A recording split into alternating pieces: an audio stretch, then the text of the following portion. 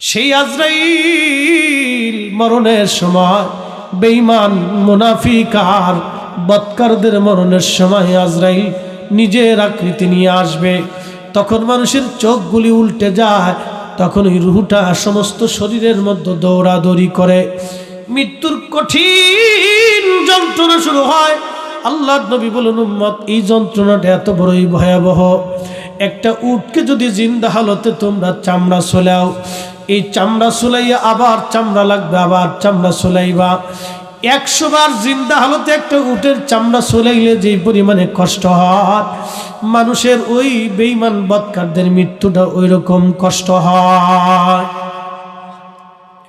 4 মুসলমান সে আজরাইল সাকৃতিতে আল্লাহর আদালতের সামনে কিয়ামতের ময়দানে দাঁড়ায় যাবে।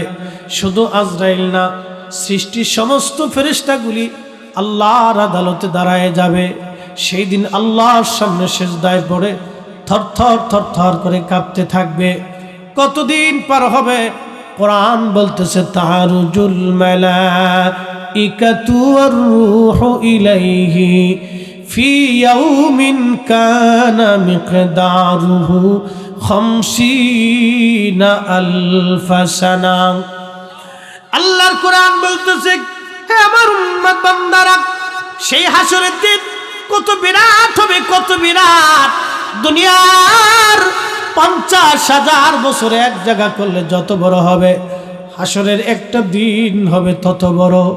কোন জমিন নিয়ে তুমি বড়াই করো, কোন ক্ষমতা নিয়ে তুমি বড়াই করো, কোন মেধা নিয়ে তুমি বড়াই করো, কোন জনপ্রিয়তা নিয়ে তুমি বড়াই করো, কোন দুনিয়ার কোন অফিসারের তুমি বড়াই করো, কোন এমপি মন্ত্রী মিনিস্টারের বড়াই করো গো, সেই দিন দুনিয়ার 50,000 বছরের সমান হবে মাত্র একটা দিন। হিসাব কষে দেখবেন আখিরাতের একদিনের সমান কতটুকুন সময় আপনি দুনিয়ার মধ্যে বেঁচে থাকেন। 60 বছরের জীবন 50,000 দিয়ে ভাগ করে দেখবেন সামান্য সময় আমরা দুনিয়ার মধ্যে বেঁচে থাকি, অল্প সময় আমরা দুনিয়ার মধ্যে বেঁচে থাকি। একদিন মাটির ভিতরে হবে ঘরে, মন আমার কেন বাঁধো দালান ঘর। কবি ঠিক লিখেছিলেন, কিসের জন্য দুনিয়ার ঘর দরজা বাঁধো? আহা, আমার হুজুর বলেছেন, হুজুর রাসূলের সাহাবীরা দলে কিছু কথা বলবেন, ছোট্ট করে বুঝাই দিয়ে যাই। নবীর একজন সাহাবী ছিলেন, তার নাম হযরত সালমান ফারসি রাদিয়াল্লাহু আনহু। জীবনে হায়াত পাইছিলেন 250 বছর। চিৎকার মেরে জোরে বলবেন কি সুবহানাল্লাহ। এত বড় লম্বা হায়াত নবী সাহাবীদের মধ্যে কারো ভাগ্যে জুটে নাই। আল্লাহর নবী দুনিয়াতে যেই সময় তশরিফ রাখবেন, তারও 200 বছর আগে প্রায় তার জন্ম হয়েছিল। সালমান ফারসির বাড়ি ছিল বর্তমান ইরান দেশে। সালমান ফারসির বাবা ছিল আগুনের পূজারী, এরা আগুন পূজা করত। বিরাট বড় সম্পদের মালিক। বাবা সবসময় পায়ের মধ্যে শিকল বেঁধে রাখতো সালমান ফারসির, যাতে ছেলেটা হারায় না যায়, পালিয়ে না যায়। একদিন সালমান ফারসি বলেন, আব্বা জান, আপনি যদি আমাকে শিকল দিয়ে বেঁধে রাখেন, তা আমাকে এই সহায় সম্পদ, আপনার এত বড় জমিদারি কে দেখবে? আপনি আমাকে ছেড়ে দেন, জমিদারি বুঝাই দেন। বাবার সন্তানের কথায় বাবা রাজি হয়ে গেল। সালমান ফারসি বলেন, ওইখান থেকে আমি বাবার কাছ থেকে পালাইলাম। এক ধর্মযাজক খ্রিস্টান ঈসা আলাইহিস সালামের ধর্মের অনুসারী পাদ্রীর কাছে আমি কালমা পড়লাম। তার খেদমতে কাটাইয়া তার মৃত্যুর সময় তার কাছ থেকে জিজ্ঞাসা করলাম, কোথায় গেলে আমি আল্লাহ পাবো? তিনি আরেকজন পাদ্রীর ঠিকানা দিলেন। আমি তার গির্জায় 30 বছর কাটাইলাম। এইভাবে গির্জায় ঘুরে আমার প্রায় 200 বছর পার হয়ে গেল। শেষ পাদ্রী যখন মারা যাবে, তখন বললাম, হুজুর আপনি তো মারা যাবেন। জীবনের প্রায় 200 বছর ধরে আমি পাদ্রীর গির্জায় ঘুরেছি আল্লাহ পাওয়ার জন্য, কিন্তু আল্লাহ পাই নাই। এখন বলেন বাকি জীবন কোন পাদ্রীর কাছে কাটাবো বলেন? ওই পাদ্রী আমাকে বলল, সালমান, তুমি চিন্তা করো না, তাওরাত আর জবুর ইনজিলের বিধান আইন অনুযায়ী আমি যতটুকুন বুঝেছি জানলাম, আখিরি নবী রাহমাতুল লিল আলামিন ধরাধামে তশরিফ এনেছে। বলে বলেন কি হুজুর, তার ওই নবী কোথায় গেলে পাবো? বলে বেশি বেশি খেজুরের বাগান। যেই দেশে ওই দেশে নবী পাবা, নবীর মধ্যে তিনটা গুণ থাকবে। 1 নাম্বার হাদিয়া খাবে, 2 নাম্বার দান সদকা খাবে না, 3 নাম্বার পিঠ মুবারকের মধ্যে নবুয়তের মোহর থাকবে। যদি পাও ওই 3টা নিদর্শন, তাহলে ওই নবী চিনবা, উনি আখিরি নবী। ওই নবীর পরে আর কোনো নবী দুনিয়াতে আসবে না। সালমান তুমি যাও খুঁজো, ওই নবী যদি পাও তো আল্লাহ পাইয়া যাইবা, আখিরাতের মুক্তির রাস্তা তোমার হয়ে যাবে। সাহাবীরা নবী পাওয়ার জন্য কি পরিমাণে কষ্ট করছে, আর আমরা মসজিদে নামাজ পড়ি, হুজুর ওয়াজ করে, ওয়াজ মজা লাগে না? ওয়াজ বুঝি মজা লাগে না? কত বড় ধমক! ইমাম সাহেবের বেতন কত? 4,000, 5,000, 10,000, 8,000, তাও বেতন। উরে বাপরে বাপ! একজনে বিড়ি খায়, একটা বিড়ির দাম কত? পরিসংখ্যান দিই, মনে কিছু নিয়েন না। একটা বিড়ির দাম কত কোনছে? 20 টাকা, 10 টাকা, 5 টাকা। 5 টাকা বিড়ি পাওয়া যায় না? আগে ওই আমার বাড়ি জোন খাটতো, তখন ওই জোনেরা তো বিড়ি খায়। তা আমার বিড়ি আনতে পাঠালে তখন 3.5 টাকা দিয়ে, 2.5 টাকা দিয়ে 1 প্যাকেট পাওয়া গেছে 25টা। তেন হেঁটে তো আর নাই এখন। এখন তার শেষে আমি তো আর জমি জমান দেখি না, আমি ঢাকায় থেকে করতে পারি। 2.5 টাকায় 1 প্যাকেট বিড়ি পাওয়া গেছে, সোনালি আনসার। এটার বিড়ির দাম 25টা বিড়ি। তা আমি এক মুরব্বি বিড়ি জিজ্ঞেস করলাম, কাকা বিড়ি কয়টা লাগে? কয় 60টা লাগে। আমি বাপরে বাপ, আপনি জিন না মানুষ? কয় যা কন, বিড়ি খাইতে হবে। খান, বর্তমানে খান, খান যতক্ষণ খায়, যদি বেহেশত পান তো যান, আর কি করবেন? তো চিন্তা করে, এরকম লোকও আছে বিড়ি খায়। তো একটা বিড়ির দাম 5 টাকা। যদি প্রত্যেক দিন তার কারো 10টা বিড়ি লাগে, তো অন্তত 50 টাকা। তো পানে বিড়ি সাথে একজন মানুষের 50 টাকা খরচা শেষ।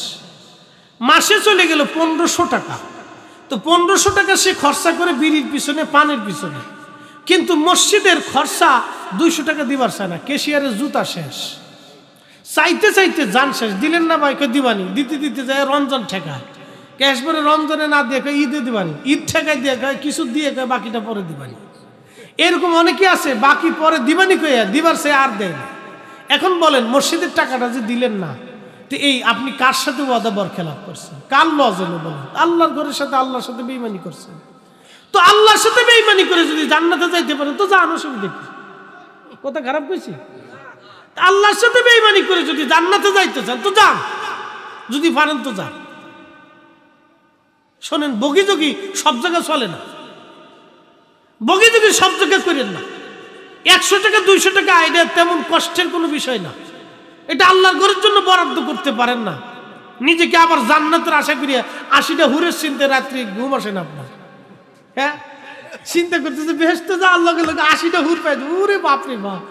দুনিয়া 1 বউ চালাইতে পারেন না, আর জান্নাতে 80টা বউ চালাবেন। 100 টাকা দিয়ে মসজিদে দিতে পারেন না মাসে। মন খারাপ করেন না, পরিসংখ্যান আপনাদেরকে দিলাম, হাসতে হাসতে মজার চলে আপনাদেরকে বোঝাইলাম। ভাই, এগুলো বুঝতে হবে। মানুষ ঠকাইয়া কেউ জিততে পারে না, সবাই যে ঠকা সে নিজে ঠকে। কথা কন না কে? দোকানদারে কাস্টমার ঠকানোর চিন্তা করে ওরা ঠকাইলে আমি জিতবো। ও দোকানদার, তুমি কাস্টমার ঠকে জিতো নাই, তুমি নিজে ঠকছ। কাস্টমার চিন্তা করে দোকানদারের কাছ থেকে বাকি নিচে ওরা আর দিব না। এরকম আছে না ভাই? বাকি জিনিস আর দেয় না। দোকানদারের জান শেষ, চাইতে চাইতে জান শেষে সরল করে আর চাই না, দূর আর চাইলাম না। কেউ যদি মনে করে দোকানদার ঠকে আমি জিতবো, তা আপনি জিতেন না, আপনি ঠকছেন। আপনাদেরকে বলি, ইমাম সাহেবরে ঠকাইয়া, মসজিদের ইমাম, মুয়াজ্জিন সাহেবরে, খাদেম সাহেবরে ঠকাইয়া আপনি ভাবতেছেন আপনি জিতবেন না, জিতেন না, আপনি ঠকছেন। আপনি ঠকছেন, আপনি জিতেন নাই। আমি ঠকছি, আমি জিতি নাই, ঠকছি। আপনাদেরকে আজকে একটা কথা বলে দিয়ে যায়, সারা জীবন মনে রাখবেন। কেউ যদি কুত্তার গোশত খাইয়া কাবা শরীফে যায় নামাজে দাঁড়ায়, হবে? কে আসতে কইলেন? কে জোরে করেন? ফটো আপনার দেন, আমরা ফতোয়া তো লাগতো না, ফটো আপনারই দিয়ে দেন। বলেন, কেউ যদি শুয়োরের গোশত খাইয়া মাকাম ইব্রাহিমে যায় একবারে সারা রাত্র নামাজ পড়ে, হবে না? জোরে কর না কেন? হবে না? কেউ যদি মানুষের হক মেরে দিয়ে কাবায় যা হজ করে, হজ হবে না? কেউ যদি সুদের টাকার ঘুষের টাকা দিয়ে কাবা শরীফে যায় উটের গোশত খাইয়া মাকাম ইব্রাহিমের নামাজ পড়ে, হবে না? তো এটা যদি না হয় তাহলে ইমাম সাহেবের হক মেরে দিয়ে আপনি সারা বছরে চিন্তা করতেন বেহেশত যাবেন, তো এই বেহেশতের আশা কেমনে করলেন? কি কথা করলেন? কে বুঝে যাওয়ার দরকার, বুঝার দরকার ভাই, মন খারাপ করেন না। আপনার 100 টাকা হয়তো আপনার তেমন লস হবে না, কিন্তু আল্লাহর ঘরের জন্য বরাদ্দ। তো আপনি এই জন্য আমরা আকাবিররা জিকির করাইতেন, পীর মাশায়েখরা জিকির করাইতেন। কেন জানেন? আল্লাহ আল্লাহ আল্লাহ আল্লাহ আল্লাহ আল্লাহ আল্লাহ আল্লাহ জিকির করতে করতে করতে কাজে কর্মে আল্লাহ, ব্যবসায় আল্লাহ, হাঁটতে আল্লাহ, চলতে ফিরতে আল্লাহ। যখনই আল্লাহ স্মরণ আসে তখন বান্দার গুনার কাজ করতে পারে না। কথা ঠিক কিনা? এই জন্য জিকির আপনারা অত্যধিক পরিমাণে করবেন। এগুলো আপনারা করবেন, বাড়িতে বসে করেন, ঘরে বসে করেন, ফজরের নামাজের পরে করেন, মাগরিবের পরে করেন, যার যার সবে কোনো জিনিস শেষে অত্যধিক পরিমাণে আল্লাহ আল্লাহ আল্লাহ জিকির, সুবহানাল্লাহ, আলহামদুলিল্লাহ, লা ইলাহা ইল্লাল্লাহ, আপনার যে জিকিরটা আপনার কাছে সহজবোধ্য মনে হয়, ভালো লাগে, ওইভাবে আল্লাহকে ডাকতে থাকবে। তাতে আপনার কাল চিন্তা হবে, ফ্রেশ হবে। আল্লাহ আমাদের সকলকে কবুল করুক, বলে না আমিন। কষ্ট হচ্ছে? একসাথে সবাই জোরে বলি তো আল্লাহু আকবার। আমরা সর্বশ্রেষ্ঠ জাতি, কতক্ষণ ঠিক কিনা? আমরা বলছি না আল্লাহ বলছে? আল্লাহ কোরআনে আরাকায়াত আল্লাহ বলছে, ওয়ালতাকুম মিনকুম উম্মাতুন ইয়াদউনা ইলাল খায়রি ওয়া ইয়ামুরুনা বিল মা'রুফি ওয়া ইয়ানহাউনা আনিল মুনকার। আল্লাহর কোরআন বলতেছে আমার বান্দাদের মধ্যে এমন একদল বান্দা থাকবে যারা মানুষদেরকে আল্লাহর দিকে ডাকবে। সবাই না, একদল থাকবেই যারা সবসময় মানুষদেরকে আল্লাহর দিকে ডাকবে, ভালো কাজের দিকে ডাকবে এবং খারাপ কাজ থেকে তারা ফিরায় লাগবে। সেই যারা ডাকবে তারা আলেম ওলামারা, আউলিয়াত কিয়ানু জাবানু কাবা, আল্লাহর ওলি সকল, তারা মানুষদেরকে সবসময়ের জন্য আল্লাহর দিকে ডাকতেন, আল্লাহর পথে ডাকতেন, এখনো ডাকতেছেন, আগামীতেও ডাকতে থাকবে। কারণ আল্লাহর কালাম কখনো মিথ্যা হবে না। কিয়ামত পর্যন্ত এক জামাত মানুষ সবসময় মানুষদেরকে আল্লাহর দিকে ডাকতে থাকবে, আল্লাহর দিকে ডাকতে থাকবে। আমার সমাজে আবার বহু পীর আছেন যারা নামাজ রোজা করে না, শরীয়তের ধার ধারে না, বাজার, এগুলো পীর না, এগুলো হলো শয়তানের দালাল। মুসলমান, বাজার থেকে আপনি আম, জাম, কলা, কাঁঠাল যা কিছুই কিনেন না কেন, এটা ভেবে চিনতে কিনেন। যদি কাপড় চুপড় যাচাই বাছাই করে এত কিছুই সদাই করলেন, তাহলে আখিরাতের সদাইটাও বাবা দেখে শুনে করা লাগবে। কি কথা কন? এটাও বাজান দেখে শুনে করাটা আপনার আমার দায়িত্ব। বলে হুজুর বুঝি না, বুঝেন না কেন? বিয়ে করছেন এই সময় বুঝলেন। বাজারে কদু কিনতে গেছেন, কদুরে খামসাইতে খামসাইতে কদুর জান শেষ। কদু ডাক দেখে খামসাও কে, সিমটাও কে, কদু খামসাও কে, মালিককে তোরে যে খামসাবো না দেখে তো কিনা লাগবে, তুই জালি না বাতি।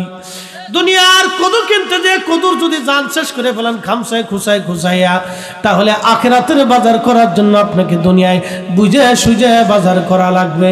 কথা কর, এটাও বুঝে সুঝে আপনারা করতে। এক বাক্যে শেষ, এত ওয়াজ করার দরকার নেই। যারা বুঝে তারা অল্পতে বুঝে। ওয়াজ করলে কি লাভ, শুনলে কি লাভ? লাভ হবে তার আমলে, আমলেও লাভ হবে না নবী প্রেম না থাকলে দিলে। কথা কোন ঠিক কিনা? নবী প্রেম থাকলে দিলে লাভ হবে কম, আমলে ওয়াজ সুপারিশ করবেন নবী রোজা হাসরের ময়দানে। জ্ঞানী যারা বুঝে তারা শুধু ইশারায় নাদানের বুঝাইতে পারে আসে কে কোথায়। জ্ঞানীর মতো জ্ঞানী হলে অল্প কথাই বুঝে, কচুর মতো কচু হলে অল্প জালে সিজে। সালমান ফার্সির কথা বলছিলাম, কত কষ্ট একটা কালেমার জন্য উন্ডা করেছিলেন। উনি বলতেছেন দুনিয়ার মানুষ তোমরা শোনো, আমি ইরান থেকে রওনা দিলাম, অনেক বড় লম্বা ওয়াজ, মুক্তাসার করে শেষ করতে হবে। উনি বলতেছেন আমি ইরান থেকে রওনা দিলাম, রওনা দেওয়ার পরে ইরাকের মরুভূমির মধ্যে যখন আসলাম, তো ডাকাত দলেরা আমার ধরে নিয়ে ইরাকের কুফার বাজারে উঠাইছে বিক্রি করার জন্য। এখন যেমন মানুষ হাটে বাজারে কেনা বেচা হয় আগের জমানায়, এখন যেমন গরু ছাগল হাটে বাজারে কেনা বেচা হয়, আগের জমানায় মানুষ ওইভাবে কেনা বেচা হতো। হাই হাই হাই, কত নিকৃষ্ট জমানা ছিল চিন্তা করে। আমার দেশের বেরিরা স্বাধীনতার জন্য লাফালাফি করে, নারী স্বাধীনতা চায়, নারীদেরকে জীবন্ত কবর দিচ্ছে। এক সাহাবী বলতেছে, ইয়া রাসূলুল্লাহ, আমি 8টা কন্যা সন্তান জীবন্ত কবর দিচ্ছি। আহা, কল্পনা করতে পারবেন আপনার একটা মেয়েরে থাপ্পড় দিলে পরে আপনার কলিজার ভিতরে পুরে? কি বাবা, কথা কন না কেন? পুরে না? আপনি মারছেন, অপরাধ করছে, আপনি একটা থাপ্পড় দিলেও পরে আপনার অন্তরে ব্যথা লাগে, অন্তরের ভিতরে ব্যথা লাগে যে আপনি সন্তানটাকে পিটাইছেন, মারছেন, ভাল লাগতেছে না। ওরা আদর না করলে, চকলেট না খাওয়াইলে, ওই বিস্কুট না খাওয়াইলে আপনারা আর ভাল লাগতেছে না। মেয়েটারে মারছেন, যেখানে যান, যত দূরে যান, অশান্তি লাগতে থাকে, কলিজার ভিতরে ব্যথা লাগতে থাকে। এই ব্যথা কাউরে দেখানো যায় না। আরে একটা সন্তানকে থাপ্পড় দিলে যদি ব্যথা লাগতে পারে, তাহলে আপনার মনটা কত নরম। আর সেই জমানায় মানুষের হৃদয় এতই পাথর ছিল যে 8টা সন্তানকে কবর খুঁজছে, জীবন্ত কবর দিছে, ব্যথাই লাগে না। আহা, ওইখান থেকে আল্লাহর নবী আমরারে উঠাইয়া নারী জাতির এমন ইজ্জত দিছে, আল্লাহর নবী বলে গেল একটা মেয়ে একটা জান্নাত। আর যে মেয়েটা জান্নাত শুধু না, ওই নারীর পায়ের নিচে সন্তানের বেহেশত। কি মর্যাদা আল্লাহর নবী দিয়ে গেছে। মুসলমান হযরত সালমান ফারসি রাদিয়াল্লাহু তাআলা আনহু বলতেছেন, ইরাকের বাজারে, কুফার বাজারে আমার যখন উঠাইলো, কেউ আমার দাম জিজ্ঞেস করে না। আমি বৃদ্ধ মানুষ, চুল দাড়িগুলি একেবারে সাদা, চামড়াগুলি আমার ঘুষিয়ে গেছে, কেউ দাম জিজ্ঞেস করে না। চিন্তাই সারাটা দিন আমার হাত পা বাঁধা, ক্ষুধা লেগে গেছে, আমি ক্ষুধার্ত, খাবারও দেয় না ওরা, পিপাসাক্রান্ত, পানিও দেয় না। সন্ধ্যাকালীন এক ইহুদি ডাক দে, বলো ডাকাত দলেরা, তোমরা এই লোকটাকে ধরে নিয়ে আসছো, বলো এই লোকটার দাম কত? ওরা বলল, দেখেন বুড়া মানুষ ধরিয়ায় নো, বিপদে পড়ছি, কেউ দাম টাম জিজ্ঞেস করে না, যা মন চায় তা দিয়ে আপনি নিয়ে চলে যান। ওই ইহুদি আমাকে কম মূল্যে কিনে নিয়ে নিল, সুদূর ইরাক থেকে রওনা দিয়ে মদিনাতুল মুনাওয়ারায় আসছে। আমি তখনও জানি না আমার ভাগ্যে কি আছে, কিন্তু আমার একটাই চিন্তা, আল্লাহ দুনিয়াতে যেন আমি আখিরি নবীর দিদার আমার নসিব হয়ে যায়। আল্লাহু আকবার। এ বান্দা যা নিয়ত করে আল্লাহ তাই দেয়, বান্দা যা নিয়ত করে আল্লাহ সেটা দেয়। ভালোটা করলে ভালোটা দেয়, চুরি করবার ছিল চোরে খালি কান দেখে আল্লাহ ধরা যেতে না পড়ি, আল্লাহ ধরা যেতে না পড়ি। এক চোরে গেছে চুরি করার লেগে, তো গ্যারাজ তো ধরে ফেলছে, দৌড়ে কায়দা মতো কিলিতেছে। তখন গ্যারাজ তো চোরে কয়, এই গ্যারাজ তো আমার মারো কে? মারবো না, তুই চুরি করতে আসিস, তোর সুমামু তো তা আমি কি চুরি করতে আসি? আমি কি এমনিতে আসি? আল্লাহর হুকুম ছাড়া বলে গাছের পাতা নড়ে না, তো আমি যে চুরি করতে আসি এটা তো আল্লাহর হুকুমই আসছি। চোরের দলিল কি দেখছেন? কি দলিলের দলিল? চোর দলিল দেয়, পরে গ্যারাজ তো আরো গুতাইতেছে, কায়দা মতো আরো ভিড়ে, মারো কে? তোরে দিচ্ছে আল্লাহ চুরি করার লেগে, আর আমারও দিচ্ছে আল্লাহ তোরে কিলানোর লেগে। বুঝতে পারছেন? চোরেরও দলিল আছে, বিরাট দলিলের দলিল। খুব মনোযোগ দিয়ে হযরত সালমান ফারসি বলতেছে, দুনিয়ার মানুষে আমার একটাই চিন্তা, আমি যাতে আখিরি নবী পাই। ওই পাওয়ার আশায় আমি শুধু ওইখানে আল্লাহ আমারে নিয়ে নিল, আমি তখনও জানতাম না আমার ভাগ্যে কি আছে। আমি চিন্তায় মগ্ন। সকালবেলা আমার মালিক ইহুদি আমারে নিয়ে গেল বিরাট বড় খেজুরের বাগানে। আমি খেজুরের বাগানে কাজ করতেছি। মালিক বলল, তুমি বৃদ্ধ মানুষ, কাজ করতে পারবে না সালমান, তোমার খেজুর বাগান তদারকির জন্য দিয়ে দিলাম, এ বাগান তুমি পরিচর্যা করবা। আমি বাগান পরিচর্যা করি, আর মনের বিরাট বড় আশা। আমার হুজুর পাদ্রী বলেছেন যে এই দেশে খেজুরের বাগান, ওই দেশেই নবী আখিরি নবী পাওয়া যাবে। মনে বড় আশা নিয়ে আমি কিছুদিন কাজ করলাম। একদিন খেজুর গাছের মাথায় উঠে আমি গাছ পরিষ্কার করতেছিলাম। ঠিক এমন সময় ইহুদির বেটা আর তার বন্ধু দুইজন এসে গাছের নিচে বসে বসে গল্প করে আর বলে, শুনছ আমাদের দেশে বলে একজন নবী আসছে, তার নাম মুহাম্মদ, মক্কা থেকে হিজরত করে আইয়ুব আনসারীর বাড়িতে আসছে, সে বলে আখিরি নবী। ইহুদিরা হাসাহাসি করে। ইহুদিরা আজকে থেকেই মুসলমানের দুশ্মন না, ইহুদিরা প্রথম থেকেই মুসলমানের দুশ্মন। আজকে ইসরায়েল যারা ফিলিস্তিনিদেরকে হত্যা করতেছে, ফিলিস্তিনি মা বোনদের কলিজার সন্তান কেড়ে নিচ্ছে, ফিলিস্তিনি ছোট ছোট বাচ্চাদেরকে বোমা মেরে মেরে ফেলতেছে, খাবার পানি আর খাবার দাবার ওরা বন্ধ করে দিয়েছে। বাজান, হামাসের যোদ্ধারা আজ ফিলিস্তিনের পক্ষে, ইহুদিবাদ ওই জালিমদের বিরুদ্ধে যারা লড়াই করতেছে। ভাইজান, খুব মনোযোগ দিয়ে শুনিয়া যান, যারা আজকে ইসরায়েলের বিরুদ্ধে জিহাদ করতেছে ওরাই হলো বর্তমান জমানার সবচেয়ে খাঁটি মুসলমান। কথা কোন ঠিক কিনা? ওরা খাঁটি মুসলমান, আর আমরা পেপসি খাওয়া মুসলমান। পেপসি খাওয়া, বুঝলেন না? পেপসি হলো ইসরায়েলের কোম্পানি। কার কোম্পানি? ইসরায়েলের। বেশি করে খাবেন, যদ্দূর পারে খালি কিনে কার্টুন কার্টুন নিয়ে বাড়ি নিয়ে খাবেন, একবারে ভর্তা বানায় খাবেন, খুব বেশি করে খাবেন, বেশি সোয়াব হবে। 1 টাকাও যদি আপনি পেপসি কিনেন তাহলে মনে করবেন যে 1 টাকা ইসরায়েলে চলে গেল। 100 টাকা দিয়ে একটা পেপসি কিনবেন, ওই 50 টাকা ইসরায়েলে চলে যাবে। ওই 50 টাকা দিয়ে ওরা আমার ফিলিস্তিনের ভাইয়ের বুকে গুলি করবে। আমরা পেপসি খাবো না, কিনবো না, বেচবো না। পেপসি, কোকা কোলা, এই কোকা কোলা, তারপরে নেসলে কোম্পানি, ইসরায়েলের এই কোম্পানির কোনো প্রোডাক্ট আমরা কিনবো না, খাবো না, বেচবো না ইনশাল্লাহ। কথা বলে ঠিক না? ঠিক। আল্লাহ কবুল করুক, বলে না আমিন। শুয়োরের গোশত যেরকম হারাম মনে করবেন, উগার পণ্য এরকম হারাম মনে করবেন। যদিও আল্লাহ হালাল করছে, তারপরে নৈতিকতার কারণে জিহাদের ভিত্তিতে এটা আমাদের জন্য না জায়েজ। কথা কোন ঠিক কি না? এটা খাওয়া যাবে না, ওটা ধরা যাবে না, শোয়া যাবে না। এক কথা শেষ। যারা দোকানদার আছেন বেচবেন না, না ভাই ওগুলো বেচা টেচার টাইম নেই, হ্যাঁ ওগুলো ছাড়িয়ে দিবে। এটা আমাদের ইমানি দায়িত্ব, জিহাদি দায়িত্ব। এই সামান্য একটু ত্যাগ যদি করতে পারেন, কিয়ামতের ময়দানে কিছু না কিছু আল্লাহর কাছে জবাব দেওয়া যাবে। ইব্রাহিম আলাইহিস সালামের এই আগুনে ইব্রাহিম আলাইহিস সালামরে ফালাইছে, তো নমরুদের আগুনে জ্বলতেছে, ইব্রাহিম আলাইহিস সালাম তো জ্বলে না, তো ব্যাঙে দূরতে এই ব্যাঙে ফাঁসাটাতে ঘুরাইয়া সিরিত সিরিত করে পেশাব মারতেছে। তো ব্যাঙের পেশাব মারলে মনে হয় আপনার স্যালো মেশিনের মতো পানি পড়ে, একটু দূর দূর করে পানি সুরুত সুরুত করে বেরোয়। আল্লাহ ডাক দেখে ব্যাঙ করু কি বলে, আল্লাহ পেশাব মারে। পেশাব দিয়ে কি হবে? কি ইব্রাহিমের আগুন নিবে। একসাথে বললেন আল্লাহু আকবার। ইব্রাহিম আলাইহিস সালামের আগুন নিবাও, ওই পেশাবে কি আগুন নিববো?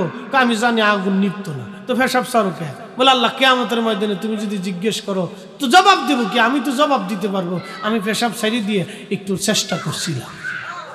তা আমরাও ফিলিস্তিনের পক্ষে যুদ্ধ করার মতো শক্তি আমাদের নাই, কিন্তু এই পেপসি কোকা কোলা আবি যাবি না কিনে অন্তত আল্লাহর কাছে বলতে পারবো, আল্লাহ আমিও চেষ্টা করছিলাম ওর পণ্য বয়কট করে দিয়া ফিলিস্তিনের পক্ষে দাঁড়ানোর জন্য। কি কথা কন না কে? এই চেষ্টাটাও আমাদের কাজে লাগবে। আমরা ব্যাঙের তরিকায় আছি, ঠিক কি না? ব্যাঙের তরিকায় আছি, আমরা চেষ্টা করতে পারি। আমরা প্রিয় মুসলমান, আমার আবার সময় কম, বুঝছেন না, টাইম বেশি দেওয়া যাবে না, তা খুব মনোযোগ দিয়ে। কথা অল্প, মানে সময় কম, কথা অনেক বেশি। তো হযরত সালমান ফারসি রাদিয়াল্লাহু তাআলা আনহু তিনি বলতেছে, আমি কান পেতে শুনলাম যে আল্লাহর নবী আসছে, আমি খুশিতে আমার অন্তর আত্মহারা হয়ে গেছে, পাগল পারা হয়ে গেছে। আল্লাহু আকবার। আচ্ছা বলেন, যদি এখানে ঘোষণা হইতো যে নবী আইছে, তাহলে কি অবস্থা হইতো? কর যদি শরীয়তে থাকতো আল্লাহ নবী, আল্লাহু আকবার, পাগল হয়ে যেতাম না আমরা যে আল্লাহ রাসূল আসছে। সর্বনাশ, কি খুশি উম্মত। তো খুব মনোযোগ দিয়ে, কোন উম্মত যদি রসুলকে স্বপ্ন দেখে তাহলে সেই উম্মতের তাহলে কি পরিমাণে আত্মতুষ্টি হতে পারে যে রসুল করিম সাল্লাল্লাহু আলাইহি সাল্লামকে স্বপ্ন দেখে। কিন্তু উম্মত যারা সুদ খায়, ঘুষ খায়, হারাম খায়, শুয়োর খায়, না যায় মানুষও ক্ষতি করে, এরা নবী দেখতে পারে না। বুঝতে পারছেন? যত সেজদা দেন কাম হবেন না, কিন্তু মাকাম ইব্রাহিমে যে কানলেও নবী দেখতে পারবেন না। নবী দেখতে হলে আপনাকে হালালের জীবনে আসতে হবে, হালালের জীবনে আপনাকে আসতেই হবে। নামাজ পড়েন নাই, সেজদা দিয়ে মাফ চাইছেন, মাফ হয়ে যাবে। কিন্তু ভাইয়ের হক নষ্ট করে দিচ্ছেন, আপনি যতই সেজদায় পড়ে কাঁদেন, ভাই মাফ না করা পর্যন্ত আল্লাহ মাফ করতো না। একবারে সাফ কথা। কোনো বাকি ঝুঁকি নেই, কোনো ফাঁকি ঝুঁকি নেই। কথা একবারে ক্লিয়ার কাট কথা। ভাই মাফ না করা পর্যন্ত আল্লাহ মাফ করবেই না। মারে কষ্ট দিচ্ছেন, মায়ে মাফ না করা পর্যন্ত আল্লাহ মাফ করবেই না। এক বাক্যে অধিকার আল্লাহ মার কাছে দিয়ে দিয়েছে, অধিকার ভাইয়ের কাছে দিয়েছে, অধিকার এতিমের কাছে দিয়েছে, অধিকার প্রতিবেশীর কাছে দিয়েছে। এই কথা মনে রাখবেন। এই জন্য যদ্দূর পারেন অহন্তে গন্ডগোল ফাসাদ করবে, অসুবিধা নেই। না কি কর, সুযোগ নেই। প্রিয় মুসলমান, হযরত সালমান ফারসি রাদিয়াল্লাহু আনহু ডাক দিয়ে বলতেছেন, দুনিয়ার মানুষে আমি গাছের উপর থেকে শুনে সন্ধ্যাবেলা মালিকের কাছে গেলাম, ইহুদির কাছে, মনিব আমার একটু বিদায় দেন, আমি মদিনার বাজার থেকে ঘুরে আসি। ইহুদি বলল, সালমান তাড়াতাড়ি আসবা কিন্তু। আমি চলে গেলাম। যাওয়ার পরে ইহুদির বাজারে আমি ওই ইহুদির কাছ থেকে বিদায় নিয়ে খুঁজতে খুঁজতে গেলাম হযরত আইয়ুব আনসারী রাদিয়াল্লাহু আনহু, যিনি মেজবানে রাসূল ছিলেন। আল্লাহর নবীকে তার বাড়িতে জায়গা দিয়েছিলেন মেজবানে রাসূল। হযরত আইয়ুব আনসারী রাদিয়াল্লাহু আনহুর বাড়িতে যাওয়ার পরে আমি দেখি মাঝখানে পূর্ণিমার চাঁদ বসা, চারপাশে সাহাবীরা বসে আছে। এত সুন্দর মানুষ আমি সালমান জীবনেও কোনোদিন দেখি নাই। এত সুন্দর, এত সুন্দর নবী, এত সুন্দর, এত সুন্দর। আমি আস্তে করে যা বসে গেলাম, হুজুরের নসিহত আমি শুনলাম। বাগান থেকে কিছু খেজুর নিয়েছিলাম, প্রথম পরীক্ষা করার জন্য খেজুরগুলি আগায় দিয়ে বললাম, ইয়া রাসূলুল্লাহ, আমি আপনার জন্য কিছু খেজুর সদকা এনেছি, নবীজি আপনি দয়া করে এই খেজুরগুলি সদকা হিসেবে কবুল করে নেন। আমার পাদ্রী বলেছে, সালমান আখিরি নবী সদকা খাবে না, সদকা নিবে না, সদকা গ্রহণ করবে না, দান খাবে না। নবীর জন্য দান খাওয়া হারাম, বনু হাশিমের জন্য দান গ্রহণ করা হারাম। আল্লাহর নবী মুস্কি হাসি দিয়ে বলেন, সালমান জীবনে কোনোদিন নবী তার কথা শুনেন নাই, তাকে দেখেন নাই, প্রথম দেখাতেই নবীর দরবারে খবর হয়ে গেছে। ডাক দিয়ে বলেন, সালমান ফারসি শোনো, আমি নবী সদকা গ্রহণ করি না, আমি সদকা খাই না, আল্লাহ আমার জন্য সদকা হারাম করে দিয়েছে। চিৎকার মেরে জোরে বলেন মারহাবা। আল্লাহুম্মা সাল্লি আলা সাইয়্যিদিনা মাওলানা মুহাম্মদ ওয়া আলা আলি সাইয়্যিদিনা।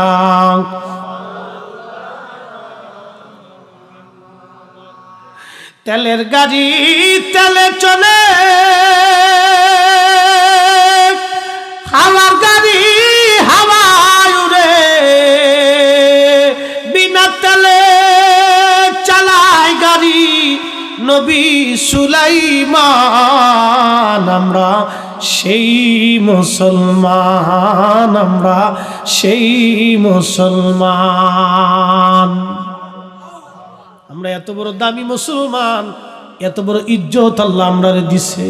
সালমান ফারসি বলতেছেন, আমি মহা খুশি হয়ে ফিরে চলে আসলাম, একটা নিদর্শন পাওয়া গেছে। পরের দিন আবার ইহুদিকে বললাম, মালিক আপনি আমার আবার একটু বিদায় দেন, মক্কার বাজার মদিনার বাজার থেকে ঘুরে আসি। সালমান রে তাড়াতাড়ি আসবি। চলে গেলাম আমি সেই খেজুরগুলি নিয়ে। আজকেও রসুল করিমের দরবারে চলে গেলাম, যাইয়া দেখি নবীজি বসে আছেন, চারপাশে সাহাবীরা, আমি চুপচাপ বসে আছি। কথাবার্তা শেষ, নসিহত শেষ হয়ে যাওয়ার পরে খেজুরগুলি আগাই দিয়ে বললাম, ইয়া রাসূলুল্লাহ আজকে আপনার জন্য এগুলো আমি হাদিয়া আনছি। আল্লাহর নবী মুস্কি হাসি দিয়ে বললেন, সালমান আমি নবী হাদিয়া গ্রহণ করি, হাদিয়া দেওয়াও সুন্নত, নেওয়াও সুন্নত। এই জন্য যারা মেয়ে বিয়ে দিয়েছেন মায়ের বাড়ি হাদিয়া পাঠাবেন, খালি বিয়ে দিয়ে কাম সারা করছেন তা মনে করেন না। আল্লাহর নবী প্রত্যেক দিন ফাতেমার ঘরে খাবার সংবাদ নিতেন, খোঁজ নিতেন, বাড়িতে ভালো রান্না হলে ফাতেমার ঘরে পাঠাইতেন। আমরা মেয়ে বিয়ে দিছি, এক বছরের খোঁজ খবর নেই না, এই জন্য মেয়ের জামাই সম্পর্ক নষ্ট হয়ে যায়। নবীর সুন্নত আমরা মানি না, মনে করছি একজনের গাড়ি উঠে দিছি আমি খুব বেঁচে গেছি, কেউ মেয়েটা আপনার না আর এক বেটা জন্মাইছে, কোনটা কারণটা কি? হ্যাঁ, ওটা তো আপনার কলিজার সন্তান, আপনার ছেলে যা পাবে তার অর্ধেকও পাবে, কি কথা কোন না কেন? তা আপনার বাড়ি থেকে ওর মেয়ের জামাই বাড়ি হাদিয়া পাঠান না, কারণটা কি? বেশি বেশি দিয়ে দিবেন, যতদিন বেঁচে থাকবেন খোঁজ নিবেন। আর স্বামী স্ত্রীর ঝগড়া লাগলে, জামাই মেয়ের ঝগড়া লাগলে জামাইয়ের পক্ষ নিবেন, সংসার ভাঙবে না দেখবেন। জামাইয়ের পক্ষ নিবেন, মেয়ের পক্ষ নিবেন না। মেয়ের পক্ষ নিলে মনে করবেন যে ও সংসার নষ্ট হয়ে যাবে। জামাইয়ের পক্ষ নিবেন। আল্লাহ রসুল ফাতেমা আলীর মধ্যে ঝগড়া লাগলে রসুল করিম আলীর পক্ষ নিতেন। মারামা কইলেন না? আবু তুরাব, আলীর উপাধি ছিল আবু তুরাব, মানে মাটিওয়ালা।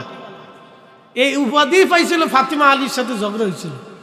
তো রসুল করিম বাড়ি গেছে, ফাতেমা আলী কই? বলে আব্বাজান ভুল হয়ে গেছে, আপনার আলীর মনে কষ্ট দিয়ে বলছি, ঝগড়া হয়েছে। হ্যাঁ বলো কি? আমার আলীর মনে কষ্ট দিচ্ছে, সর্বনাশ করছো কি তুমি? মেয়ের ধমকায় টমকায়, আমার আলী কই? বলছে কোথায় গেছে বলতে পারি না। খুঁজে খুঁজে আসে দেয় মসজিদে নবীতে মাটির মধ্যে শুয়ে রয়েছে। মারহাবা কইলেন না? হ্যাঁ শোনেন, বেশি রাগ হয়ে গেলে দাঁড়ায় থাকলে বসে যাবেন, বসে গেলে শুয়ে পড়বেন। খাটের মধ্যে শুয়ে না, মাটির মধ্যে শুইতে হবে। খাটে না, মাটিতে শুইতে হবে। মাটির সাথে দেহ লাগার সাথে সাথে আল্লাহি বিল্লাহি তাল্লাহি আপনার শরীরের রাগ মাটির সাথে মিশে যাবে। আল্লাহ রসুল 1450 বছর আগে কি যে মেডিসিন দিয়ে গেছে, আমরা যদি মানতাম তো মানুষ হয়ে যেতাম।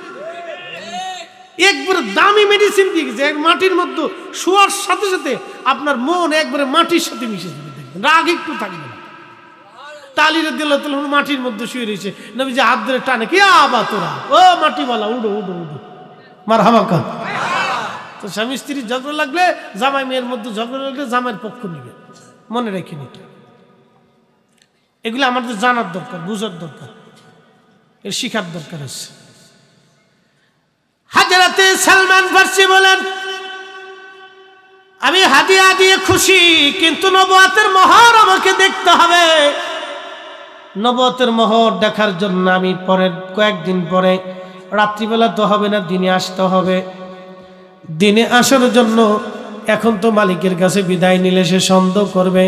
আমি কাজ ফাঁকি দিয়ে দিনের বেলা পালায়া পালায়া আল্লাহ নবীর মজলিসে এসে দেখলাম আল্লাহ নবী বসা সাহাবীরা সামনে, আমি চুপচাপ রসুল করিমের পিছনে বসলাম। আল্লাহ নবীর দরবারে খবর হয়ে গেল, আল্লাহ নবী পিঠ চুলকানোর নাম দিয়া কাপড় উঠাইতে লাগলেন। উঠাইয়া উঠাইয়া পিঠ পরিষ্কার করে দিলেন। আমি দেখলাম পিঠের মধ্যে নবুয়তের মোহর ঝলমল করে।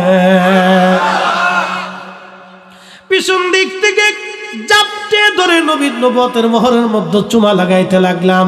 সাহাবীরা ছুটাইতে গেছে। আল্লাহ নবী বলেন, সাহাবীরা ছাড়ো, সালমান ফারসির 200 বছরের মনের আশা পুরা হয়ে গেছে।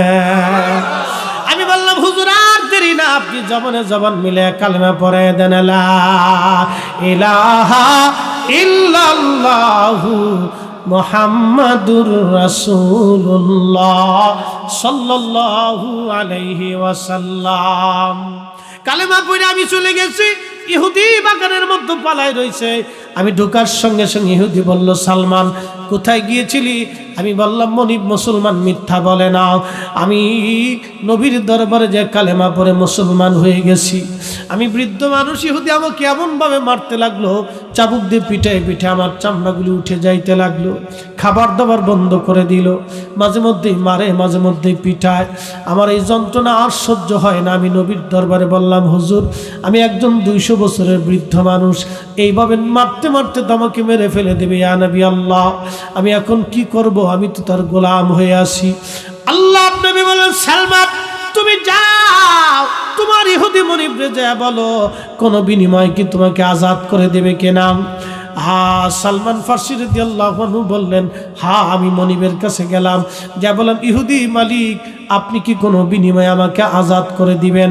বলে, হ্যাঁ আজাদ করে দিব, তবে শর্ত হলো 400 খেজুরের গাছ লাগাই দিবা, 1 বছরই 400 গাছে গাছ ফল ধরবে। একটা গাছে যদি ফল না ধরে আর একটা গাছ যদি মারা যায়, তাহলে শর্ত বাতিল হবে, কোনোদিন তুমি আমার গোলামি থেকে আজাদ হবে না, মৃত্যু পর্যন্ত আমার কাছেই তোকে থাকতে হবে। কি কঠিন শর্ত! আমি কাঁদতে কাঁদতে নবীর দরবারে চলে আসছি, হুজুর এত কঠিন শর্ত মানা তো সম্ভব না। 400 খেজুর গাছ একসাথে কখনো বাঁচে না, আর 1 বছর পরে খেজুর কখনো ধরে না। আমি চিন্তায় পড়ে গেলাম, পেরেশানির মধ্যে। আল্লাহর নবী মুস্কি হাসি দিয়ে বলেন, সালমান তুমি কাঁদো না, তোমার মনিবরে যায় বলো তুমি শর্তে রাজি। বলে হুজুর আমার পক্ষে সম্ভব না। আল্লাহর নবী ডাক দিয়ে বলেন, সালমান রে যাও, আমি নবী নিজ হাতে তোমার খেজুরের বাগান লাগাই দেব। আল্লাহু আকবার। মদিনায় যদি কোনোদিন যান তো ওই ড্রাইভারকে বলবেন যে সালমান ফার্সির খেজুরের বাগান দেখাই দিয়ে আসো, নিয়ে যাবে। এই বাগান এখনো আছে, আছে না? মাশাআল্লাহ, এই যে ভাইজান দেখে আসছে, আল্লাহু আকবার। সে বাগান এখনো আছে, সেই বাগানের ইতিহাস কইতে চাইছি। এই বাগান এখনো আছে, সেই খেজুর গাছ নাই কিন্তু ওই খেজুর গাছের ছাও আছে, ওই খেজুর গাছের বংশধর আছে। নবীর সেই হাতের খেজুর গাছ নাই, ওটার পরবর্তী পর্যায়ে ছাউটাও বাচ্চা কাচ্চা আছে আর কি। হযরত সালমান ফারসি রাদিয়াল্লাহু আনহু ডেকে বলতেছে ইহুদির কাছে, যায় ইহুদি তোমার শর্তে আমি রাজি আছি, যাও। আল্লাহু আকবার। আমি আমার নবীর শান কিভাবে বলবো? সালমান ফারসি বলতেছেন, ইহুদি আমি রাজি হয়ে গেলাম। আল্লাহর নবী সাহাবীদেরকে বলেন, সাহাবীরা রে তোমরা খেজুর গাছ নিয়ে আসো, সালমান ফারসির বিপদ থেকে উদ্ধার করা লাগবে। 400 খেজুর গাছ আনা হলো, জায়গা নির্বাচন করা হলো, আর ওই পাতু করা হলো। আপনার দেশে বলে পাতু করা আর কি। সেই সালমান ফারসি ইরাকের গভর্নর। অ্যাটেনশন, এই কথাটা বলার জন্য ওনার জীবনের উপর টান দিছি। উনি ইরাকের গভর্নর হলো, 6000 টাকা মাসে বেতন পাইতো, 6000 দিনার। উনি বিয়ে শাদী করেননি, কোনো সংসার ওনার ছিল না। বেতন পাওয়ার সাথে সাথে সব টাকা আল্লাহর রাস্তায় দান করে দিতেন। সাহাবায়ে কেরামের রাসূল প্রেম এবং তাদের এই জীবন আদর্শ কতটা চমৎকার ছিল তার একটু উদাহরণ ওনার জীবনী থেকে। ওনার বর্তমান মাজার আছে ইরাকের সালমান পার্ক যেটাকে বলা হয়। ওনার পাশে আরেকজন সাহাবীর রওজা আছে, হযরত হুযায়ফা এবং আব্দুল্লাহ আনসারী রাদিয়াল্লাহু আনহু।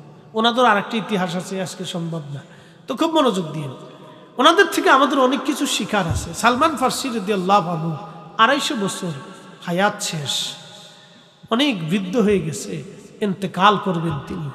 তো এই সময় উনি খুব কাঁদতেছিলেন, খুব ঢেকসি ছেড়ে ছেড়ে কাঁদতেছে। তো সাহাবায়ে কেরাম বলেন, হুজুর রাসূল করিম আপনাকে খুব মহব্বত করতেন, আপনিও রাসূলকে খুব ভালোবাসতেন, জীবনের বিরাট একটা অংশ আপনি কাটিয়েছেন, 250 বছর আপনি হায়াত পাইছেন, মৃত্যুর সময় আপনি এভাবে কাঁদেন কেন? আপনার তো শান্ত থাকা উচিত। বলতেছে, আমি কিয়ামতের মাঠে আমার রাসূলের সামনে কোন মুখ নিয়ে দাঁড়াবো আমার ভয় হচ্ছে। আল্লাহু আকবার। বলে হুজুর কারণ কি? বলে দেখো আমার কত সম্পদ আজকে জমা হয়ে গেছে। বলে কত সম্পদ, কি হয়েছে? বলে আমার একটা লাঠি আছে, আমার একটা জুব্বা আছে, আমার একটা আবা আছে। আবা চিনছেন আপনারা? জুব্বার উপর দিয়ে গায়ে দেয় একটা আবা আছে না, আরবি আমরা দেখবেন পরে, এটার কুর্তা কয়, আবা কয়। তো আরবদের অভ্যাস, এটা সবসময় ওরা পরতো।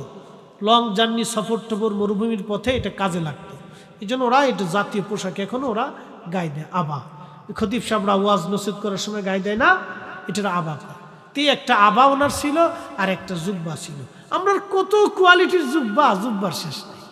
আর একটা জুব্বা, একটা আবা, একটা পাগড়ি, একটা লাঠি, আর একটা পানির কাঠের পেয়ালা, আর একটা বাসন ছিল কাঠের বাসন। এটা নিয়ে ইন্তেকালের সময় কাঁদতেছে, বলি এত সম্পদ আমি রাসূল করিমের কাছে কি জবাব দিব? নবীর ইন্তেকালের সময় নবী কিচ্ছু রেখে যায় নাই, আর আমার ইন্তেকালে আমার এত কিছু থেকে যাবে। আল্লাহু আকবার। না না, হইছে না, আরো জোরে বলেন না, আল্লাহু আকবার। আল্লাহর নবীকে তারা কিভাবে অনুসরণ করতেন একটু চিন্তা করে। আমি আগেই প্রথমে বলছি যে ওনাদের জীবন যদি বলি তাহলে আমরা মনে হবে যে আমরা মুসলমানই না। কি কথা কন না কেন? আমরা মনে হবে আমরা মুসলমানই না। চিন্তা করেন তো ওনার জমা কি আছে? একটা পাগড়ি, একটা জুব্বা, একটা আবা। গুনেন, একটা পাগড়ি, একটা জুব্বা, একটা আবা, একটা কাঠের বাসন, কাঠ দিয়ে বানানো, তো কয় টাকা দাম করতো? একটা কাঠের বাসন আর একটা কাঠের পিয়ালা, পানি পান করত। এই তা উনি নিত্য প্রয়োজনীয় জিনিস, এটার জন্য উনি কাঁদতেছে যে আমি রসুলের কাছে কিয়ামতের ময়দানে কোন মুখ নিয়ে দাঁড়াবো, কেমনে দাঁড়াইতাম, এত কিছু জমা হয়ে গেল আমার, মাথা নষ্ট হয়ে যাবে। এই চিন্তা আসলে মগজে যে আমরা কি করছি, তাই কিচ্ছু করি, আমাদের জীবনে কিছু হয় নাই। যদি আল্লাহ মাফ না করে তাহলে উপায় নাই। যদি আল্লাহ রসুল আমরা কবুল না করে তাহলে কিয়ামতের ময়দানে আমাদের কবুল করানোর মতো আর কেউ নাই। কি কথা কন, ঠিক কিনা? রসুল করিমের যদি দয়া না হয় তাহলে আমাদের আর উপায় নেই, কিচ্ছু করার নাই মোহতারাম। এই জন্য আপনারা কিছু সম্পদ আল্লাহ রাস্তায় দান করে যায়। বাপ, এগুলি দুনিয়ার থেকে কেউ কবরে নিতে পারে না। আমার শেষ কথাটা এটাই। সালমান ফার্সি বলল, ও নবীর উম্মতেরা, সাহাবীরা রে, তোমরা আমার ইন্তেকালের পরে তোমাদের কাছে ওসিয়ত করে গেলাম, তোমরা দয়া করে আমার এই সব কিছুকে, আমার কাফনের কাপড়টা বাদ দিয়ে সব আল্লাহ রাস্তায় দান করে দিও। আল্লাহু আকবার, আল্লাহু আকবার। না না, একসাথে বলবেন না, আল্লাহু আকবার, আল্লাহু আকবার, ওয়ালিল্লাহিল হামদু, বিসমিল্লাহির রাহমানির রাহিম।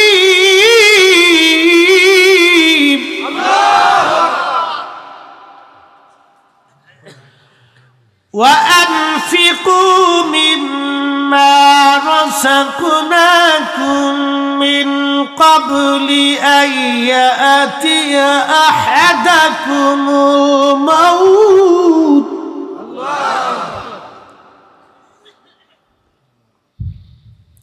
فيقول رب لولا أخرتني إلى أجل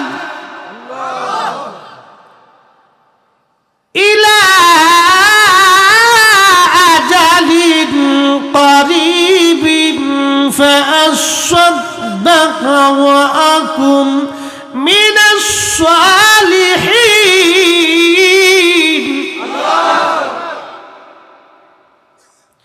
আল্লাহর কোরআন বলে, বান্দা, তোমার মরণ আসার আগে তুমি আল্লাহর পথে দান করে যাও। মরণ আসার আগে তুমি দিয়ে যাও, মরণ আসার আগে দিয়ে যাও, মরণ আসার আগে দিয়ে যাও।